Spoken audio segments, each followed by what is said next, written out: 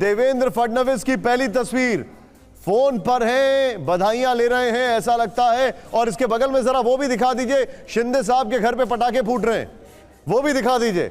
वो ये तस्वीरें आपके सामने हैं, पटाखे वहां, और निश्चित तौर पर उनको फोन पर, ये देखिए ये दोनों कुर्सी पर ये बैठे हैं, और नहीं कुर्सी पर ये बैठे पटा वेल सेट मेरा। नहीं सर, वो एकनाथ शिंदे के घर के पटाखे, एकनाथ शिंदे की रिटायरमेंट। अरे नहीं सर, ऐसा खैर अभी क्यों, बहुत जल्दी होगा ये कहना। लेकिन देवेंद्र फडणवीस को फोन पर लोग क्या बोल रहे होंगे पद पर अगर मैं एक हिंदी फिल्म के डायलॉग से इसको कनेक्ट करूं तो देवेंद्र फडणवीस जी को शायद फोन पे लोग बोल रहे होंगे आज खुश तो बहुत होगे तुम। ये इस वक्त की बड़ी खबर आपके सामने, देवेंद्र फडणवीस की पहली तस्वीर और एकनाथ शिंदे के घर के बाहर पटाखे। बीजेपी में हर्षोल्लास है, 128 बीजेपी का ये करियर बेस्ट परफॉर्मेंस है महाराष्ट्र में, यकीन मानिए। लेकिन कांग्रेस को देखिए 22। एकनाथ शिंदे के घर के बाहर कुमार कुंदन की रिपोर्ट। मुख्यमंत्री एकनाथ शिंदे के घर के सामने कार्यकर्ताओं का जश्न, कार्यकर्ताओं का जुनून, और इन सब के बीच अब कहीं कोई कंफ्यूजन वाली बात कार्यकर्ताओं को नहीं लग रही है। यही वजह है कि बड़ी संख्या में कार्यकर्ता जुट रहे हैं और कार्यकर्ता यह पूछ रहे हैं, या कार्यकर्ता जो है अपना यहाँ पे जोश दिखा रहे हैं। ये तस्वीर आपको थाने की नजर आ रही है और ये थाने में जश्न शुरू हो गया है। लेकिन अब यहां पर ये देखिए आप, देवेंद्र फडणवीस फोन पर हैं, बड़े रिलैक्स्ड हैं। और मुझे याद आ रहा है हमारे जो सत्ता सम्मेलन मुंबई में हुआ था, उन्होंने यही कहा था कि हम क्लीन स्वीप करेंगे और बहुत थंपिंग मेजॉरिटी से जीतेंगे। खैर, success has many fathers, failure is orphan, ये भी कहा जाता है। और सीधे मैं चलूंगा यहां पर, जयशंकर जी मेरे साथ हैं। जयशंकर जी, झारखंड बहुत अच्छा हुआ है, अनडाउटेडली बहुत अच्छा हुआ है कांग्रेस और उनके लिए।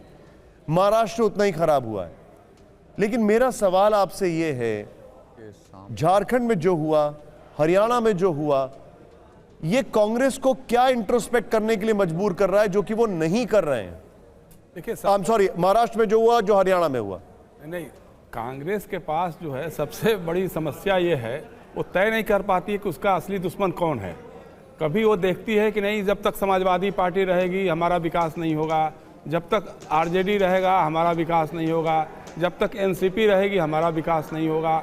आप पूरे चुनाव में इंडिया अलायंस कहीं नहीं दिखाई दिया। लोकसभा एज अ जर्नलिस्ट और एज अ एक सटायर के तौर पर आपसे एक चीज पूछना चाहूंगा, आपको नहीं लगता है कि इस बार ये बड़ा मुश्किल होगा कहना कि ईवीएम कहां खराब थी, महाराष्ट्र में या झारखंड में? ईवीएम तो ईवीएम ही है, लेकिन बयान आ गए हैं कि ईवीएम पर हमें कभी भरोसा नहीं था, ऐसे बयान आने शुरू हो गए। तो आप बता दीजिए सर, क्या लग रहा है आपको? नहीं, अभी तो ये बोलते तो जरा आनंद आता। देखिए, ईवीएम आप जानते हैं, देश जानते हैं, सुप्रीम कोर्ट 40-41 याचिकाएं उस पर खारिज कर चुका है। सारा कुछ करने के बाद तो जब आप जमीन से जुड़े नहीं होते हैं, मुद्दों को नहीं समझते हैं कि धरातल पर क्या परिवर्तन हुआ है, तो आपकी हालत यही होती है। हरियाणा चुनाव ने बता दिया था कि लोकसभा चुनाव में संविधान खत्म हो जाएगा, आरक्षण खत्म हो जाएगा। ये जो झूठा नैरेटिव थोड़ा सफल हुआ था, वो लगभग ध्वस्त हो रहा है। वो उसका ध्वस्तीकरण महाराष्ट्र में ज्यादा परिमाण में हुआ है जी। और मैं जो बार महाराष्ट्र से ही हमारे साथ एक और खास मेहमान भी जुड़ गए हैं, उनसे भी बात कर लेते हैं। हेमंत कामले जी हमारे साथ मौजूद हैं, प्रवक्ता हैं महाराष्ट्र नवनिर्माण सेना के।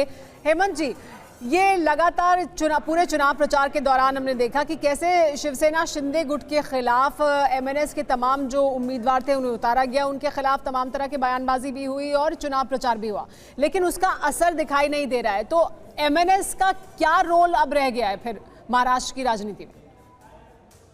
देखिए, ये बात तो सही नहीं है पूरी तरह से, क्योंकि सिर्फ शिंदे गुट के खिलाफ ही उम्मीदवार उतारे गए थे।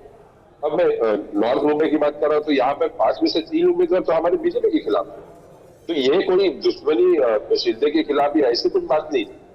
लेकिन जिस हम चुनाव की बात करें तो कहीं ना कहीं जो परिणाम आ रहे, इसकी तो अपेक्षा भारतीय जनता पार्टी को मिलेगी।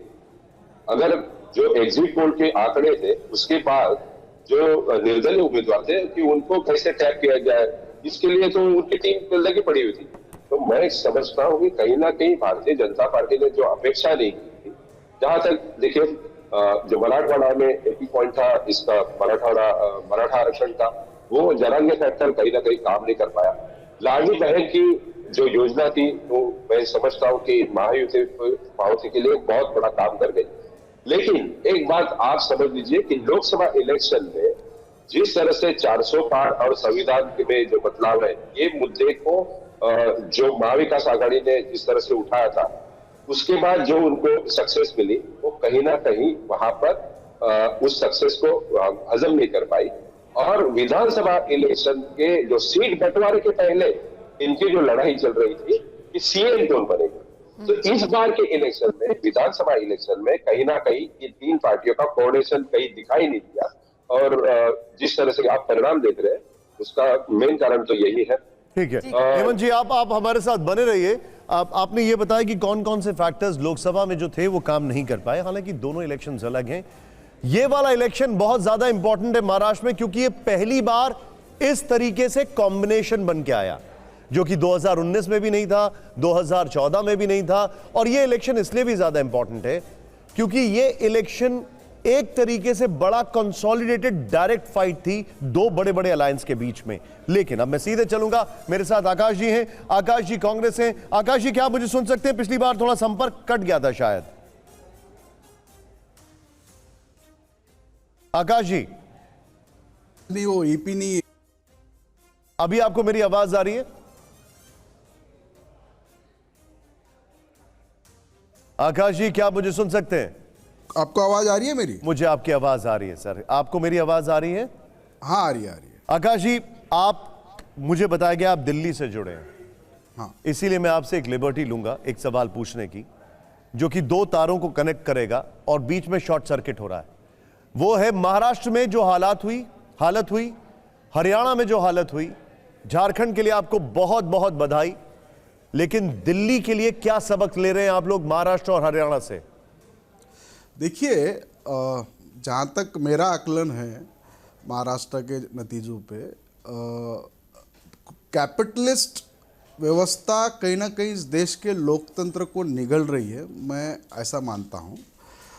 महाराष्ट्र के अंदर जिस तरीके से धन बल का उपयोग हुआ है, जो महायुति ने भ्रष्टाचार का एक आयाम वहाँ रचा था, और भ्रष्टाचार के पैसे और गौतम अडानी के पैसों से एक धन बल का बहुत बड़ा दुरुपयोग महाराष्ट्र के अंदर हुआ है। सर एक सेकंड, मैं यूजुअली किसी गेस्ट को कभी नहीं रोकता हूं, लेकिन अभी आप जो बोल रहे हैं सर, एक बार जरा सोचिए आपने क्या बोला है।